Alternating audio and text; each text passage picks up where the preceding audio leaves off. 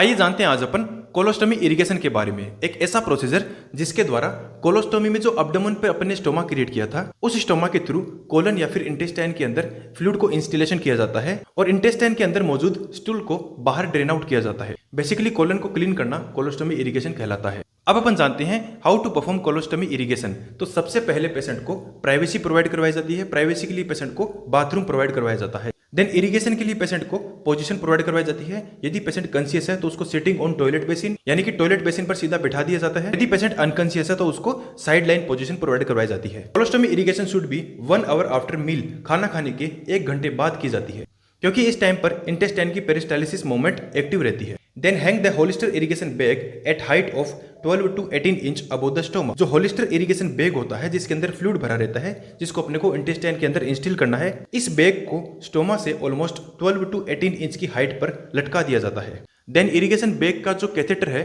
उस कैथेटर के टिप पर कोन को अटैच कर दिया जाता है। इस कोन को स्टोमा के अंदर 5 to 7 सेंटीमीटर इंसर्ट कर दिया जाता है। Now allow the water flow inside the stoma. Stoma के अंदर वाटर इंस्टिल किया जाता है। यदि वाटर इंस्टिल करते टाइम पेशेंट को कुछ टाइम के लिए अब्डोमिनल क्रैम्प फील हो रहा है, तो उस कंडीशन में अपन इंस्टिलेशन को स्टॉप कर देंगे जब तक कि क्रैम्प सबसाइड नहीं हो जाता। और जैसे ही क्रैम्प सबसाइड होता है, वापस अपन प्रोसीजर को कंटिन्यू रखेंगे। सारा फ्लूइड इंस्टिल होने के बाद कोन को रिमूव कर दिया जाता है। अब जो फ्लूइड से भरी हुई इंटेस्टाइन है, उस इंटेस्टाइन में पेरिस्टालिसिस मूवमेंट स्टार्ट होगी, जिसके रिजल्ट में स्टूल जो है वो बाहर ड्रेन आउट हो जाएगा। इस प्रकार से एक बार में पूरी इंटेस्टाइन क्लीन हो जाएगी। नाउ अब अपन स्टोमा को वाटर से क्लीन करेंगे और कोलोस्टोमी स्टोमा पर स्टोमा कैप या फिर पाउच अप्लाई कर दिया जाता है।